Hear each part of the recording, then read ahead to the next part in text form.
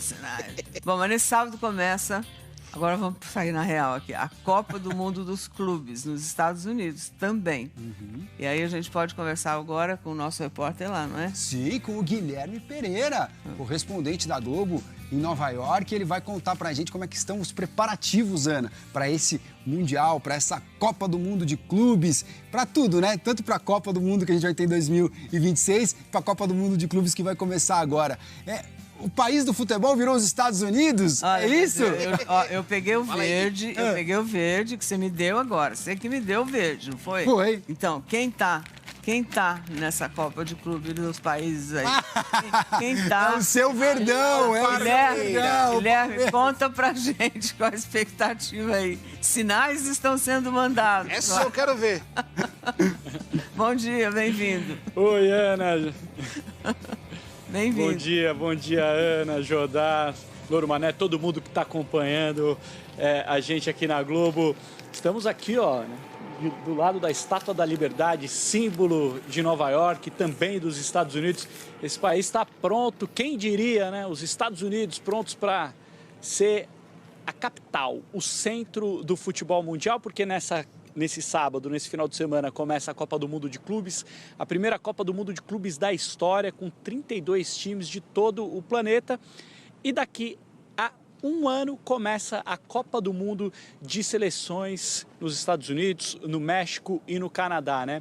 Os Estados Unidos, que tem a maior economia do mundo, os Estados Unidos, que são uma potência esportiva, nunca tiveram tradição no futebol masculino, né? No futebol feminino, a maior potência do futebol feminino é a seleção americana. Mas, como eu disse, esse é um país apaixonado por futebol e é um país também, né, gente, que sabe fazer negócio, que sabe criar o entretenimento em torno de um esporte. Então, é muito atrativo para o futebol estar no mercado americano, tanto na Copa de Clubes quanto na Copa de Seleções. A Copa de Clubes vai servir também de testes para os organizadores da Copa do Mundo de Seleções. Para a gente ter uma ideia, 5 estádios que vão fazer parte da Copa de Clubes também estarão na Copa do Mundo de Seleções. Estava escutando aqui o papo de vocês, né, falando sobre as viagens. Nós, por exemplo, eu e o cinegrafista Luiz Carlos Novaes, que está aqui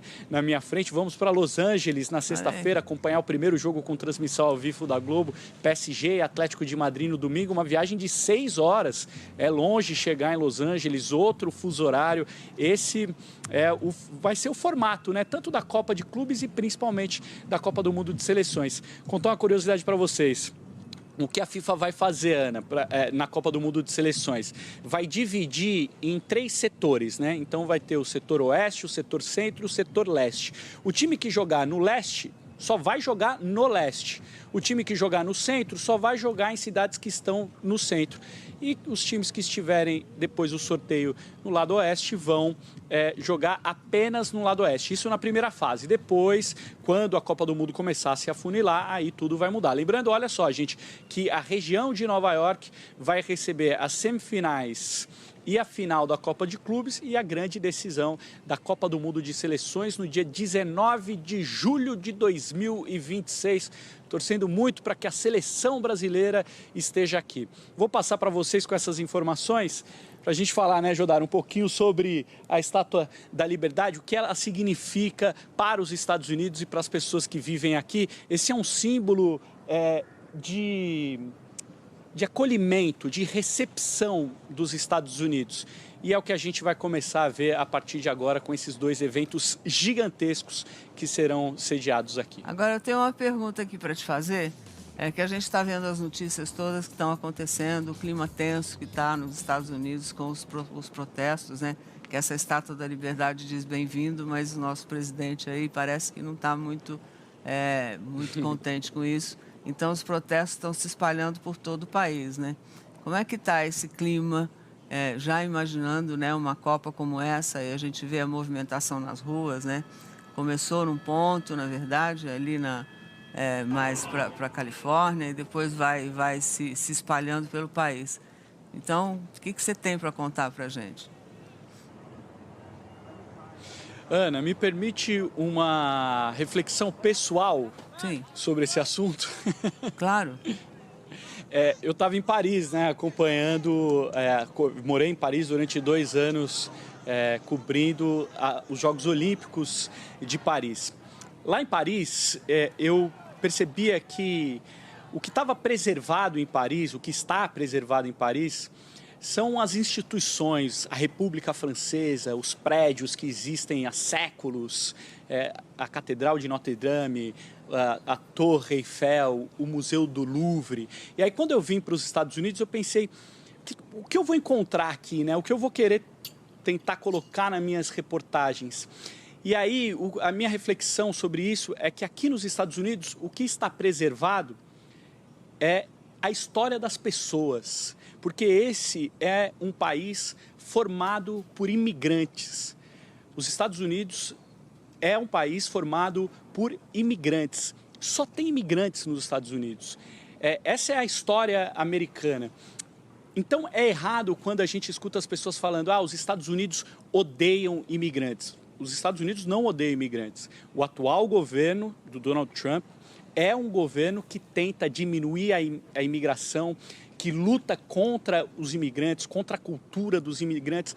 A gente pode dizer que esse é um governo que odeia imigrantes, mas o país não odeia imigrantes, porque esse é um país formado por imigrantes. 19% da população americana é formada por imigrantes latino-americanos. A quantidade de mexicanos, equatorianos, brasileiros, argentinos, é uma coisa incrível, assim, a diversidade cultural que existe nos Estados Unidos, pessoas do mundo inteiro. Eu li uma reportagem outro dia falando que só aqui em Nova York a gente consegue escutar 800 línguas. Imagine isso, gente. É uma quantidade de dialetos, de cultura, de diversidade muito grande. E é interessante porque é justamente a imigração, são os imigrantes que levam a paixão pelo futebol nos Estados Unidos, que carregam a paixão pelos Estados Unidos. Os americanos adoram o esporte. Exatamente, os americanos adoram esporte, beisebol, basquete, futebol americano, e eles estão começando a gostar de futebol, porque aqui é impossível você ficar indiferente ao futebol, porque ele é uma marca cultural dos imigrantes, e tem muito imigrante. 2 milhões de brasileiros, não é isso, você Guilherme? ficar indiferente. São 2 milhões de brasileiros, né, imigrantes. Exatamente, agora aí nos Estados Unidos. É um número muito significativo, né? Muito significativo, e nós somos apaixonados por futebol, os mexicanos são, os equatorianos são, os colombianos são. Então, o que a gente está vendo é esse governo, que vai ser o governo que vai organizar a Copa de Clubes e também a Copa de Seleções e as Olimpíadas de 2028 em Los Angeles, vai ter que lidar com isso, com esse fator cultural que é o futebol na vida dos imigrantes que vivem aqui nos Estados Unidos. Então, receber essas 2 Copas, para quem é imigrante aqui, é um presente do destino, é um prazer, é uma honra para essas pessoas, porque é a afirmação da cultura delas num país que vive sob um governo que, neste momento, luta contra a imigração. Mas é preocupante, né? Porque o número que estão me dando aqui, nos Estados Unidos todos, tem 50 milhões de imigrantes, né? De todas as nacionalidades. Então, quando você vê um movimento desse, e num momento como esse, onde o esporte está sendo valorizado, né? Um esporte que, teoricamente, vamos dizer que não é de original, né?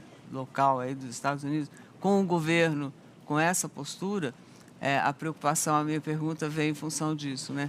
Quer dizer, não tem uma preocupação com relação a isso? Ou deve ter? Por exemplo, Ana, sabe o que? A preocupação muito das pessoas, né? De irem a estádios, de frequentarem festas. Os imigrantes, sobretudo os imigrantes que estão aqui em situação ilegal, é claro, essas pessoas se preocupam muito de que os eventos possam ser utilizados para que essas pessoas sejam deportadas. Essa preocupação existe, sim. É um clima tenso, é um clima de muita tensão, sobretudo até nas universidades, neste momento. E a Copa do Mundo está inserida dentro disso. Até nas universidades, né, uma das maiores universidades americanas aí, o governo está fazendo pressão, Harvard, né, em Harvard, o governo está fazendo pressão, né, em cima da moçada toda lá. Os brasileiros de lá estão muito assustados, né? Os que são estudantes, PhDs, sabe, terminando faculdade. Então, você está sabendo disso tanto quanto eu, enfim, mas é assustador. Mas, enfim, eu queria muito te agradecer. Desculpe eu ficar te importunando com outros assuntos, mas é a curiosidade. Que isso, Ana, é uma honra estar aqui falando sobre isso com vocês. Mas é a curiosidade, quer dizer, eu acho que é de todo brasileiro, né? Que tem gente aí e que tem parentes e que gostaria de ir aí, enfim. Mas enfim. Ana, vou te falar, eu conheço o Gui. Você não está importunando, não. Esse tipo de resenha, de reflexão, é com ele mesmo. Então tá bom. E até para contextualizar, né, o pessoal me cantou os números aqui. São 330 milhões de americanos, 50 milhões de estrangeiros, é 15% da população. Como é que você vai jogar contra tudo isso de gente? Não, né? E da cultura de cada um desses. Exato. Chama o Gui para tomar um vinho depois. Tá bom. Obrigada, Gui. Obrigada. Viu? Valeu, mano. Francês. Bom trabalho aí. Francês, né? Customou. Ele traz o vinho. Tchau. Bom trabalho. Ai, ai. Bom.